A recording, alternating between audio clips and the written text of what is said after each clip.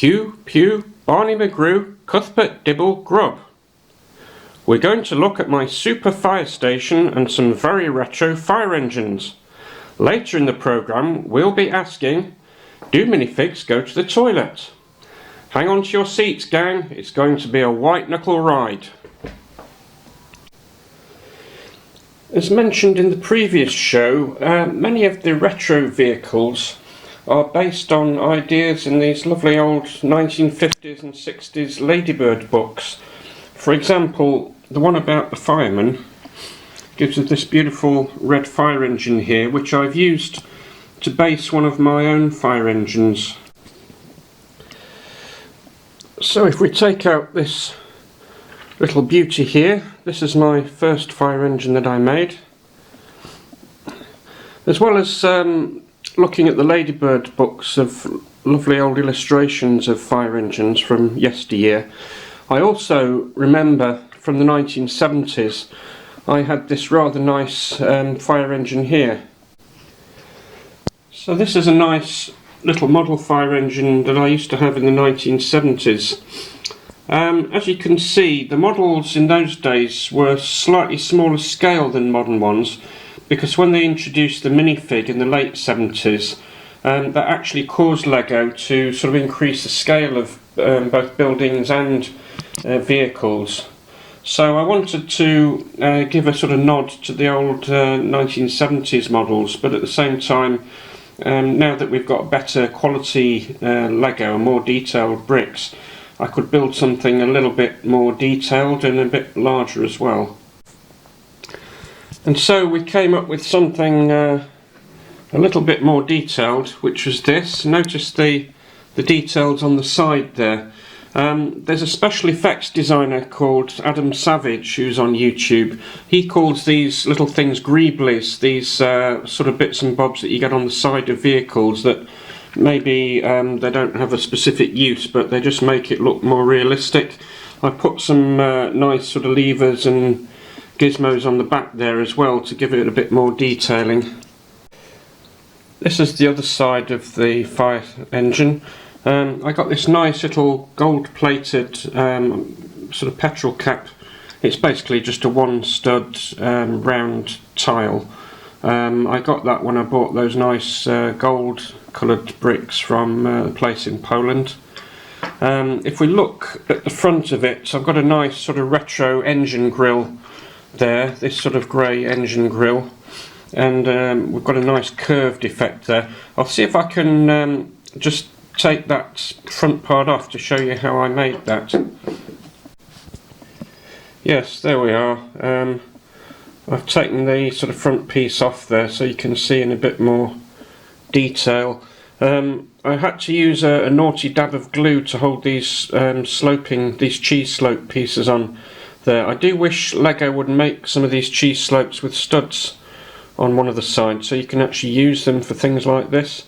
But basically that front part just fits on the engine like so. Now, we mentioned last time about how to put minifigs inside 6 stud wide vehicles. There's a bit of a technique to that which I mentioned before. Basically you either put them side by side and lean one of them forward and one of them back, or you just put one of them, just one stud in front of the other. I think that's what I've done on this one actually.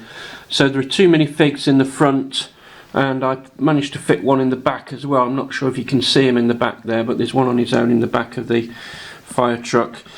I call them Hugh, Pew and Barney McGrew, these 3, after the famous Trumpton programme in the 1960s. Probably the younger viewers won't remember that one, but the mums and dads might remember it. There was a song where it said Hugh, Pew, Barney McGrew, Cuthbert, Dibble and Grub. So we'll just put this fire engine safely back in its garage area, and then we'll take out this slightly bigger model here, which is a turntable ladder. There was a firm in the 1960s called Dennis, which made sort of heavy vehicles and lorries, and also supplied vehicles for use as fire engines, etc. They're sort of loosely based on those designs really. Again, we've got some greeblies there, just to give it a bit more realism. We've got a nice fire hose along the side there with a little hose pipe connector thing there. Again, there are 3 firemen in there. You can just see them. That's Cuthbert, Dibble and Grubb in there. The third one is right at the back. You might just be able to see him there through that window. Noticed I've used some retro Lego red window frames there to give it a bit of a 1970s retro look. And it's on a nice sort of turntable there, so the ladder is fully extendable, and it's got the little platform there for a minifig to stand on. So all in all, I'm pretty pleased with that fire engine. One other thing to note actually is that this fire engine has got what were then the newfangled sirens at the front, because back in the 60s, if I take this other one out again, they actually had a sort of bell arrangement rather than a siren, and I've used these bricks to represent the bell effect. I've used what's called a bar for the blue light there. It's actually called a bar technically, which is a bit of a weird name, but that's what Lego calls them. I had to cut down the sort of thin bit on the end of the bar slightly in order to make it fit into the slot there. It's a jumper plate basically, the little slot that it fits into. So these fire engines fit rather neatly into their little garage area there. The actual fire station itself, I've given it a sort of vaguely Art Deco 1920s, maybe 1930s look. It's got this sort of nice curved section on the top of the apex of the roof there. It's got the little sort of fire helmet and axe symbols there to symbolise the fire service, and I've put some little cone shaped bricks on there just to round off the pattern at the top. So I'm pretty pleased with that as a fire station, and I've used the 1960s red windows there again to give it a bit of a retro feel. Just as a side note, you probably noticed there is an archaeological dig going on outside the fire station. Looks like they've dug up an Anglo-Saxon warrior there with his helmet and sword, and there's some slightly adventurous looking professor and chief archaeologist there with a pterodactyl just flying over their car. Now, one of the vehicles in this Ladybird book was a sort of rather nice bright red Land Rover vehicle there, where some firemen are putting out a fire on under the turf. And so if we come round again to the fire station frontage, I actually made a little version of the fire Land Rover there, which I think you can see, with a nice silvery coloured grille for the engine. Again, there are 3 firemen in there. There's one driving it, and then there are a couple just standing in the back there with some bits of fire equipment. So we mentioned earlier, do minifigs go to the toilet?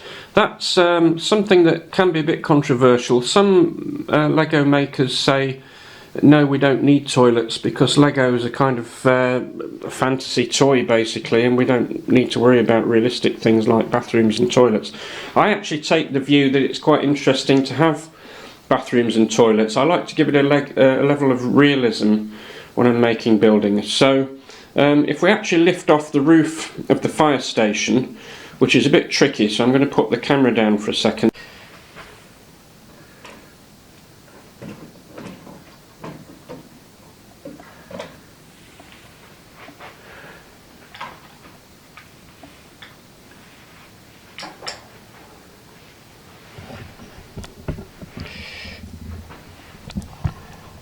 There we go, so we can see inside the top of the fire station now.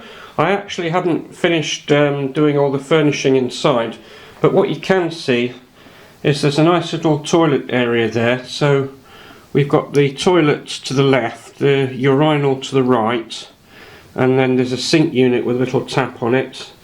And you can see there's even a toilet roll holder and just next to the toilet. It's a little bit dark, but you can just see there's a toilet brush there in its little stand.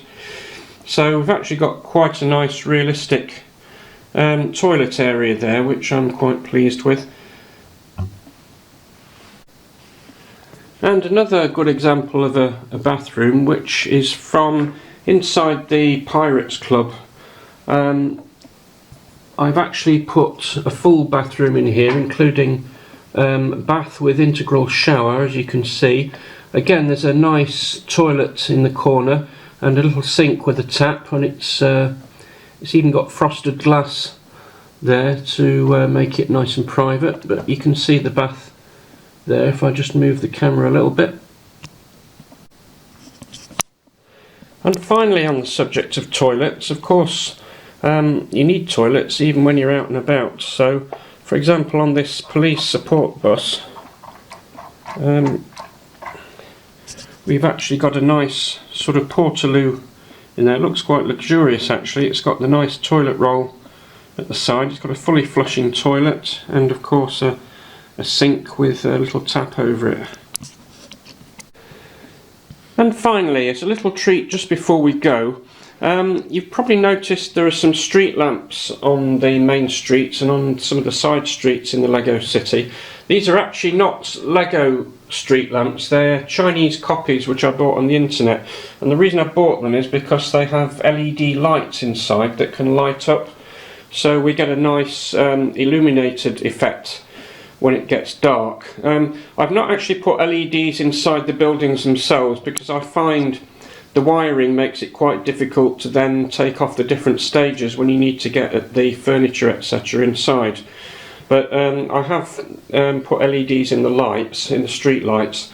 So what we'll do is we'll dim the room a bit and then I'll switch them on. The battery boxes are hidden inside some of the buildings. So now we can see what it looks like at night with the lights on, which looks very charming, I think you'll agree.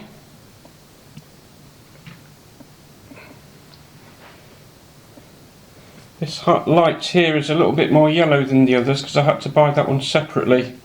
It turned out to have a different coloured bulb.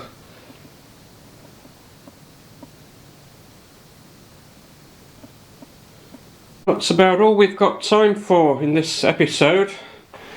So smash that like button and subscribe if that's okay.